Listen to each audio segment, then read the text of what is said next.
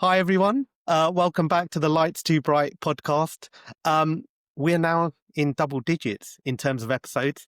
And today I'm really lucky, and you're going to be really fortunate to hear from a friend, a colleague who I've known for about 10 years. We met whilst I was doing a bit of extra education, a bit of learning on sports vision. And my guest today has a great history in sports vision. So she came to teach us and tell us how to do it. And so, with the greatest respect and thank you in advance, I'd like to say hello to Michelle Beach. Hi, Michelle. You. Yeah, I'm good, thank you. And it's really interesting, and we've done this. I mean, we've been talking for about 10 minutes, and I sometimes think, do I record that off the bat first? And then lead into the pod.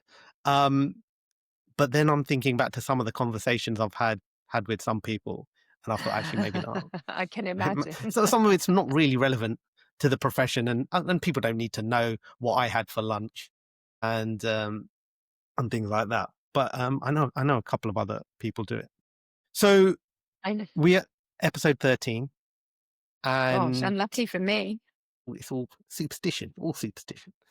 And you, like I said, I've known you for about a decade now. You have a beautiful practice, which I was fortunate enough to visit last week. And you have, you have a well-respected name within the profession. You have an award-winning practice. So just for the audience who don't know you, what do you do now? What is your current role? Well, most of my days and hours seem to be spent at Part Vision in Nottingham. It's a boutique. It's small but beautiful practice in Nottingham, where obviously it's an independent practice. And I'd like to think we specialise in sports vision, school vision, dry eye, and actually style. We are a boutique practice. We go all over the world looking for frames. So that's where I spend most of my days. But as you know, I'm also a KOL for Menacon and Alcon and Therma. So if I'm not in practice, I'm often at conferences or Silmo next week, which is really exciting. And so, yes, we meet abroad care as much as we meet in this country. To say, it's such a social profession, this. My Optom family, as I call them, we're always meeting, whether it's London, abroad, wherever we are. So that's where I am now. Fantastic. So this is where you are now. And really, this pod is about professional development, how you got to where you are. So if we go back right to the beginning, kind of, where did you grow up? How did you end up in Nottingham? And probably a leading question is, did you always want to be an optometrist? Absolutely not. I was born in Hampshire, but actually, when I think of growing up, that was Norfolk. So my father got moved he worked for the ministry and got moved to Suffolk. And so I grew up on the Norfolk-Suffolk border in probably what was quite an idyllic childhood. So I'm a middle one of three, and I spent most of my childhood jumping on hay bales, straw bales, in fields, went to a lovely country school, and probably had quite an idyllic childhood, really. I had a horse, a dog, I had rabbits. I was a real country girl, very sporty. And no, nobody wore glasses. Nobody in my family is an optometrist. And I didn't wear glasses until we were all testing each other at Cardiff University. So no, I loved the sciences, thought about doing medicine actually, and went to Cambridge when I was about 17 on Be a Doctor Day that they were running at Addenbrooke's Hospital. And I remember going and thinking, everybody here is really passionate about medicine. And I love that, but I don't feel that real calling. So then I went back into Norwich City College's library because there was no online then, because that's how old I am. And I was trying to think of something that was quite sciencey to do with medicine, but wasn't medicine. And I looked at physiotherapy, I looked at dentistry, I looked at all sorts of things like that, and actually dropped a prospectus on the floor. And when I picked it up, there was a little boy sitting there with a trial frame on, and I thought, "What's that?" And that is how I became an optician. I started reading about it and thought, "Wow, this is kind of medical, and it's with people." And I went and sat. I think Stuart Amy Opticians in Norwich, which is still there, and I went and sat in with the original owner, because it's probably about 35 years ago now. And I sat with him, spent a few days with him, and then went to the eye department at the hospital as well. And that was it. Applied to Cardiff. But actually, probably before then, I wanted to be a famous basketball player, because I was sports mad. And actually, if I hadn't had an injury, I probably would have failed my A levels because I was going around the country playing basketball. So yeah, if I hadn't smashed my knee up, I'd probably be a bit of a not playing any more basketball player. Is probably where I would have been. But I mean, that for me, because I like sport, that's fascinating. Yeah. So I've real fascination and a huge, huge kind of, I really look up to people who are very good at sport because I understand the talent aspect of it, which you've got talent or you haven't got talent. I get that. But the sheer determination of people who are Yeah. elite sports people just absolutely fascinates me. And I just find it amazing what they do. We look after the local rugby team, we look after the Saints. And for a Mm. big period of time, we used to have the academy players living opposite us. All right. So these guys are 17, 18, 18, 19, and they come out of school and they want to be pro players. And you see them, 6 days a week, 5 days a week, leave the house at 6 o'clock, 7 o'clock. Okay. They might come home at 4 o'clock. But no Christmas breaks, no Easter breaks, No, all these things we take for granted, I think, weekends, and they literally just plug away, plug away. I've got, absolutely.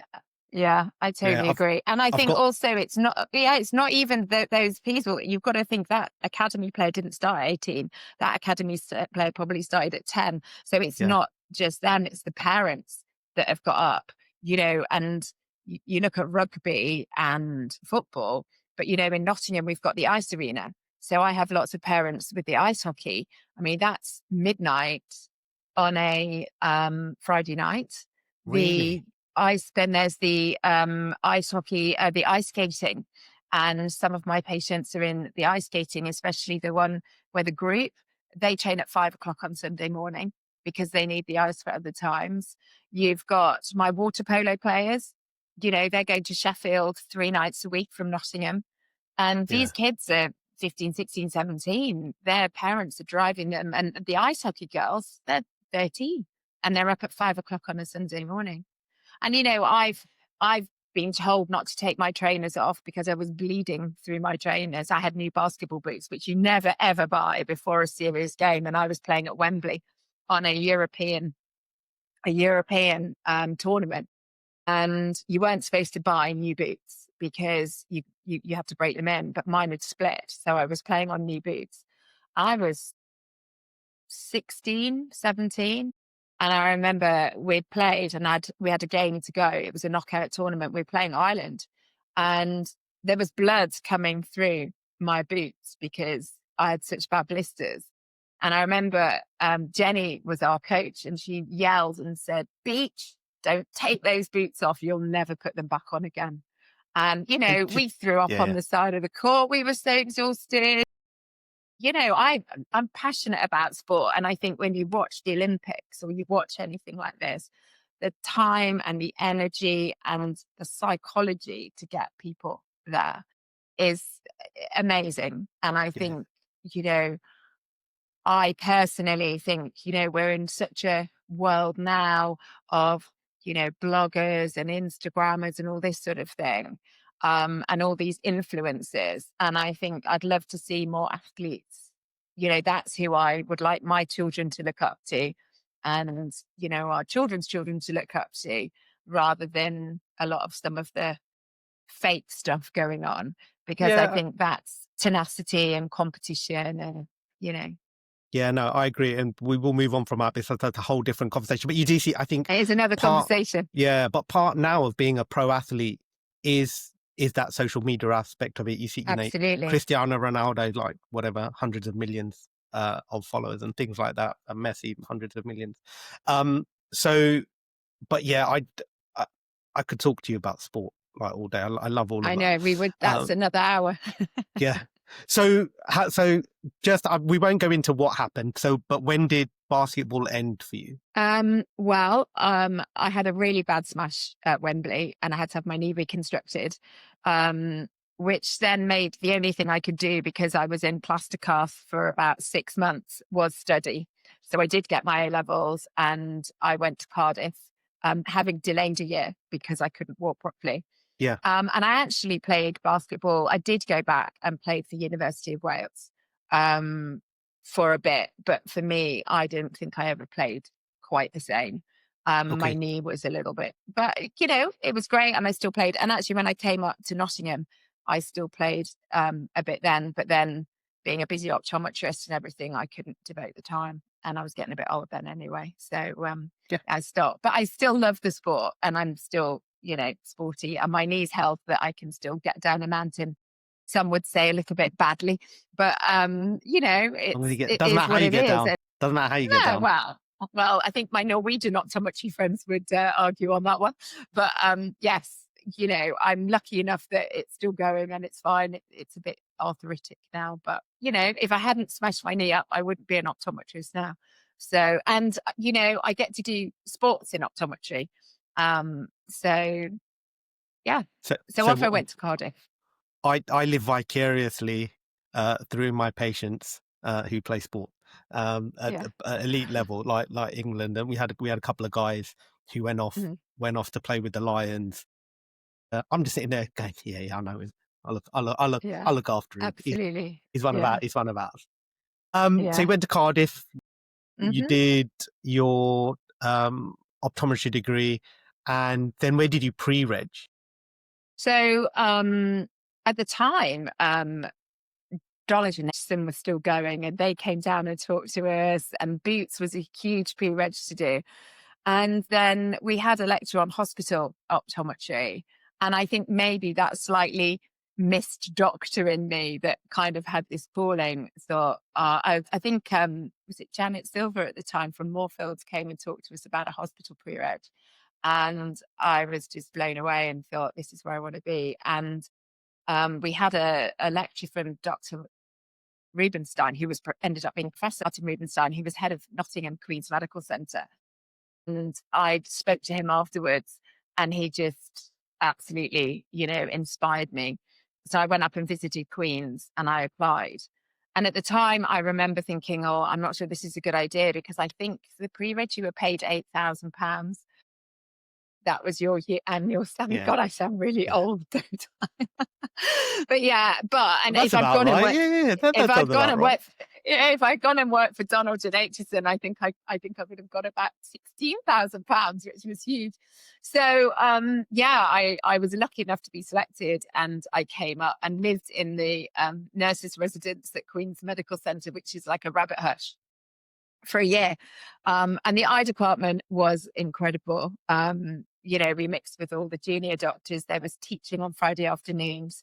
And from there, I also, after my pre-reg, stayed on and did research with Professor Dewar on astigmatism after corneal graft surgery, and the low vision aid clinics, which I absolutely loved, and the children's clinics.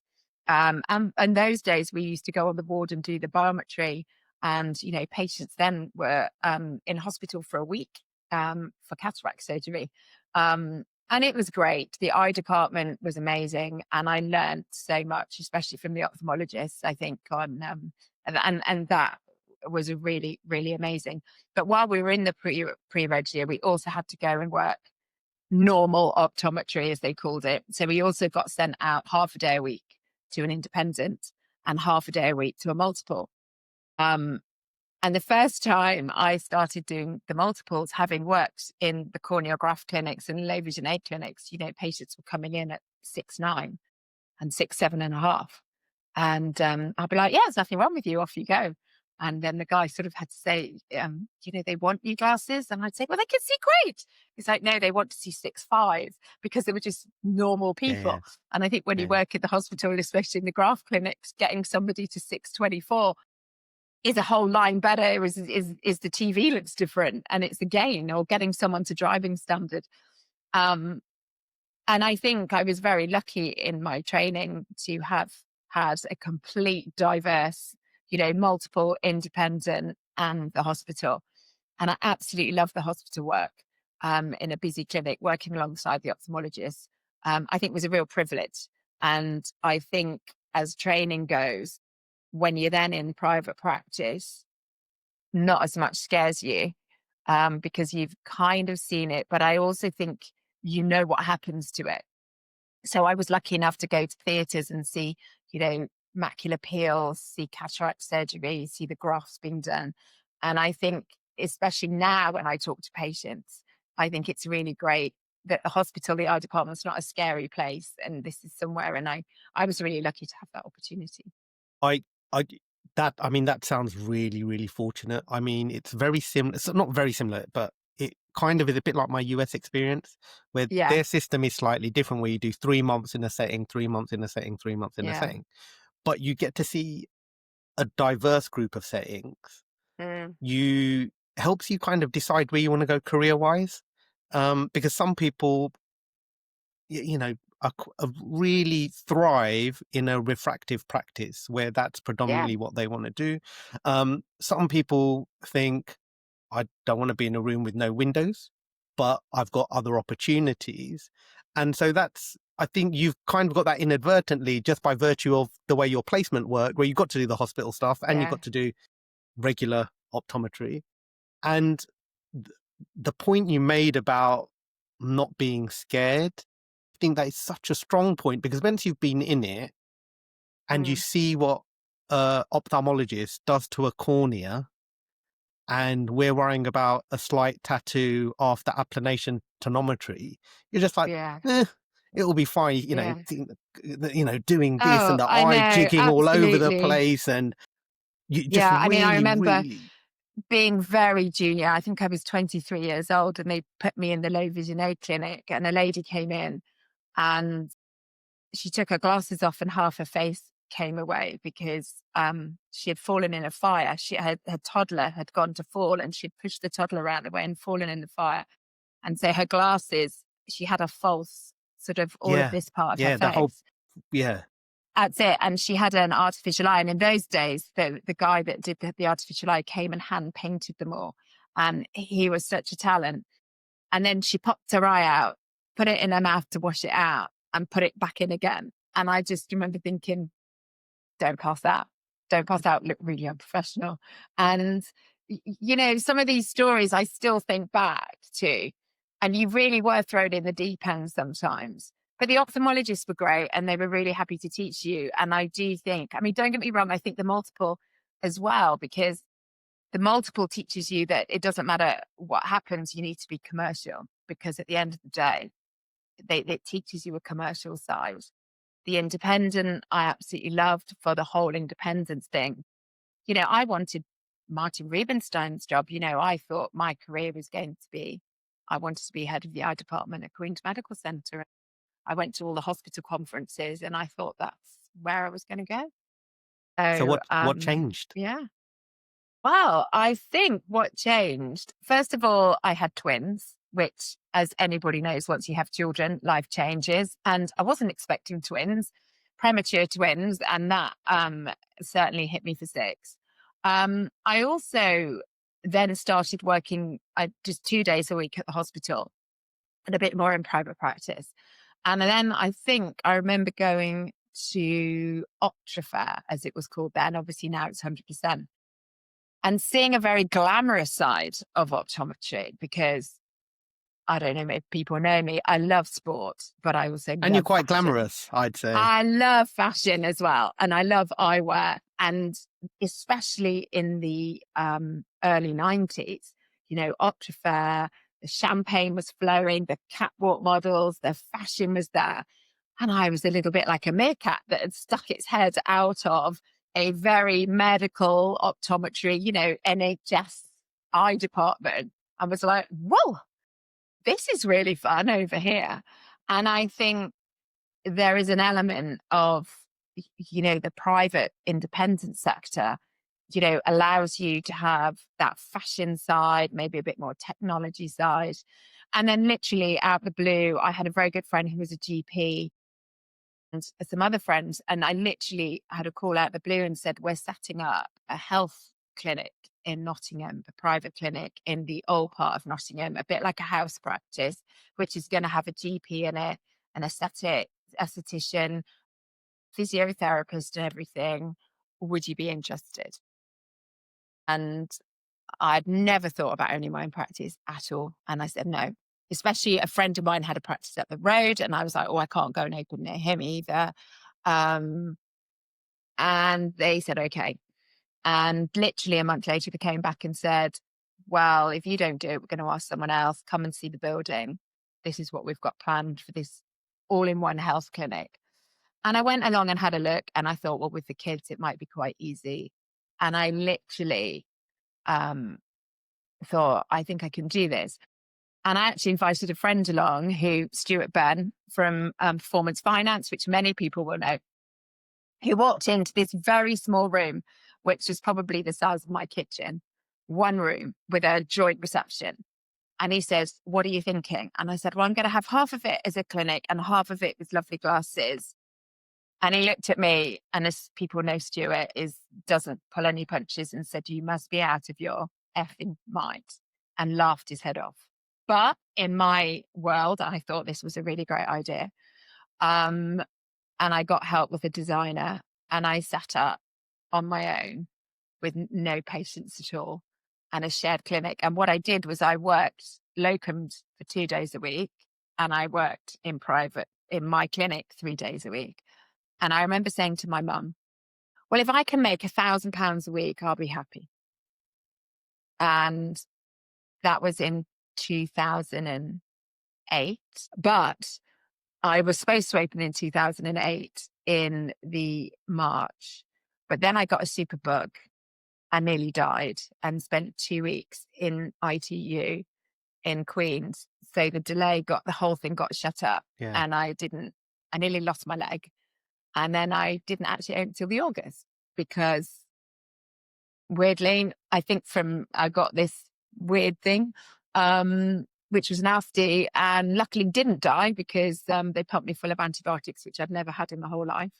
Didn't have to have my leg cut off, and then came back. But You don't do well with your legs, Michelle? No. In the same leg, of which my father said to me at the time, well, it's a good job it's your gammy leg, Michelle. But yes, so it's still going, bless it. But yeah, that wasn't very nice either. I didn't know but that. I That's think honestly, first time you've shared that. Oh yeah. So I think because I was so healthy, in actual fact, at the same time I got it, 2 other people in the UK got it and died. And I can honestly say, I think some of my sports health resilience and the fact I'd never actually taken antibiotics. So when I needed it, they worked. And it was, yeah. So then I came out of that, and that was a bit of a knocker. And then 2008 was also the recession, if you remember. And so I obviously decided to set up practice on my own. And my mum was my first patient, and my dad was my second patient. And I'd set up this beautiful miniature sort of glasses studio. I think in my head, and this is where I'm sort of grateful to independence and multiples and hospital, I wanted Park Vision to be somewhere where you could have really stylish eye care, but really great frames, but really good eye care. I think the multiples taught you that you couldn't just sit in your ivory tower. They teach you about KPIs and things like this. And there were lots of things that I really disliked as being an optom in the multiples, the pressure and the time and, it one in, one out. And I wanted to go back to really old fashioned eye care. I wanted to have time, my time that I chose. And I wanted to do things, taking all the best bits from all the different places that I'd worked and kind of put it together that it was somewhere you could come, have great styling. So the fashion, the sport, the medical side of it, I wanted to kind of all put together in one practice. But my goodness, it was hard. Um, I think you set But up and you it's don't paid realize. off. I mean, you've achieved that. Wow, The practice is it was beautiful. You hard. offer I would never fantastic do it services. again. Well, fingers crossed you don't have to do it again. No, I do remember driving with a boot full of sunglasses to a women's lunch for a charity, trying to sort of sell sunglasses with huge bills owed to various companies, um, to try and spread the word about this basement opticians in one room that I'd set up, and thinking, please let someone, come. And I remember one fabulous lady said to me, would you come to my house and do a sunglass party? And I remember thinking, I've got a degree and I've worked really hard. And basically, she wants to be like, like a Tupperware party for sunglasses. But you know what? At that point, I would have done anything. Yeah. So, yes, it was hard. But here I am now. And I still love it. I think I'm really, really privileged. I love my Optom family. We talk about this a lot, that we see, lots of people at conferences. Um, I think in my room now, there's nothing in my clinic room that existed when I started, except for my ophthalmoscope. I mean, this, we were talking about this, the kit that we have now. I think the way optometry is so exciting, the dry eye technology, ortho-K, scleral lenses, AI technology coming through. And I think when you go to these conferences, not just optoms, but I have huge respect for all the people that have helped me. There was so much I didn't know as a very naive optometrist. And the people, the reps, the frame reps that have guided me, you know, people like Stuart Byrne, who's guided me financially, people like, in the contact lens industry that have helped me with sclerals, and some very, very, very talented and clever people in our industry. And I think I'm really privileged to know them. And they're privileged to know you, Michelle, because you have a real passion for the profession.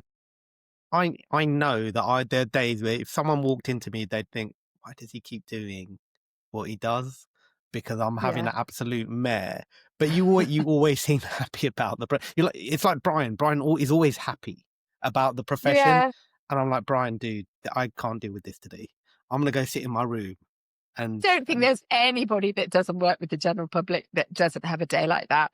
But I genuinely think I would like to think of my patients as extended family, and I have a laugh with them. Some of them now, it's when you have your patients, isn't it? I mean, I had a freaky moment where one of my patients that I've seen since she was 6 came in with car keys. And yeah, she drove herself to her appointment. I'm yeah. thinking, oh God, I'm really getting quite old now. But they're good. You follow patients. I think we wouldn't do what we did if we didn't love our patients and try and do the best. And sometimes it's a thankless task, and there are days where, yeah, you do want to walk out. But it's a great profession. I think we're lucky. Yep, I agree. Because I know, so we've spoken about the practice, we've spoken how you got there, and it's a fantastic practice, and you now have multiple rooms, and from your one, you're now at 2 consulting rooms, looking at the third for the dry eye clinic, which is amazing. The other things you mentioned about the KOL work, just for our audience, I know how I got into KOL work, but I'm curious, how did you get into KOL work? Did they come to you? Did you go to them? Was it just No, kind of, I mean, I mean, I suppose I go to conferences and I'm quite open and chatty and friendly, but I think what people who know me really well, I have massive imposter syndrome. I think everyone is far cleverer than me, far better than me, far more. I mean, I sometimes look around the room. I did when we were doing the dry eye stuff in just before BCLA, and I look around the room and I think, I'm not really sure why I'm here. And I genuinely have imposter syndrome. So I would never approach anyone like that. I think they've come up to me. Perhaps they've seen me do a sport vision presentation. I've done some, I love working with Silmo. and I've done a lot on sort of sports vision and dry eye and children's vision. And I don't know, maybe I'm a bit gobby as well. And they come and ask me, and I'm always, I feel very privileged that I've been asked. And all the KOL work that I do is something that I'm passionate about. I wouldn't do it if I didn't believe in it. Um, the company, the technology. And I think it's quite a privilege being asked to test a lens. I get quite excited about new innovation.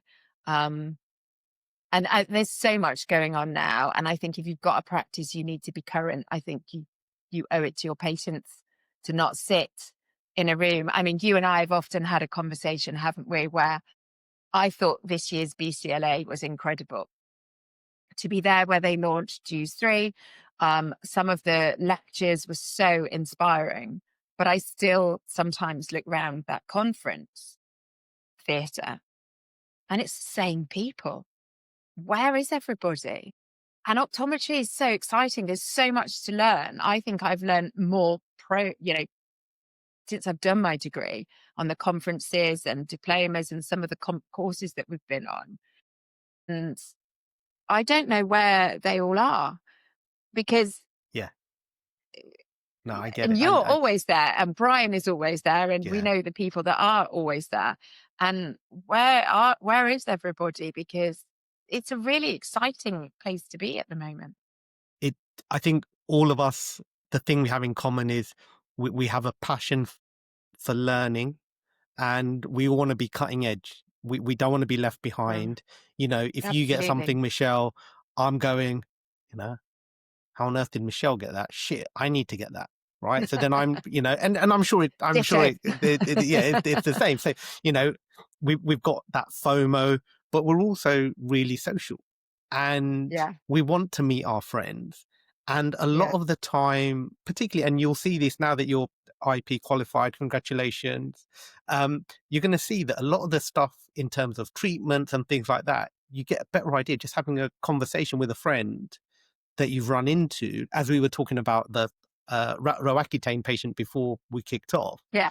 You pick up so much more from those Mm. kind of interactions than you necessarily do sitting, watching someone read slides to you. And those personal interactions also, for me, was very inspiring. So, I'm fortunate enough that I also have imposter syndrome, but I'm fortunate enough to hang around with some absolute legends of the profession. Having spent time in the States, I'm lucky enough to know some really, really impressive people in the US. And you kind of sit there and you think, these guys are so good at what they do and they're so willing to help and share that information. We're not a secretive profession.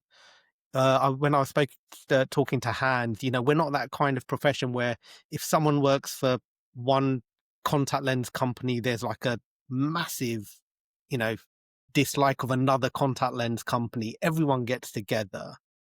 Everyone has a good time. We share knowledge. And Conversations are usually in the bar, aren't they? And it is such a funny profession. And I think anyone who's concerned about coming to some of these conferences or thinks they'll be on their own, they could come up to any one of us and we would, you know, under the wing, especially Brian. I mean, Brian just scoops up everybody, doesn't he? And we're not intimidating. I mean, I'm a massive sharer. I haven't got anything to hide. Um, and I also think that, especially if I think someone could do a better job, I'm quite happy to share. I mean, I'm quite happy for a patient to come and see you for 3D printed scleral lenses because I don't do it. I'm not good enough at it. Why would you not want your patient to have the best? Um, there's knowledge out there, and I think especially sometimes for me as owning part vision on my own, it can be a bit lonely. And so going to conferences, speaking not just in the UK, but Swiss friends, Norwegian friends, American friends, when we get together at these conferences, there's so much knowledge there. And it's a privilege to attend some of these. fantastic. That actually is a really nice place to kind of stop. And I'm just going to quickly put in a quick plug because I'm chair of the membership committee for BCLA, which is a fantastic Yeah. organization. And as Michelle says, we have a great conference at least every couple of years. So please do join. Michelle, I promised you we would keep it to 35 minutes. We've just cracked 35 minutes.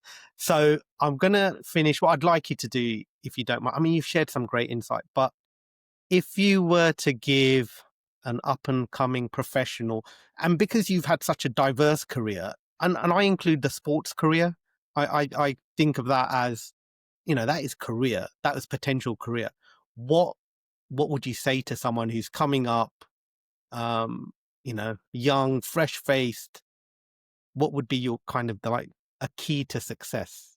It's a very broad question. Do Sorry. you know what? I think the key to success is passion.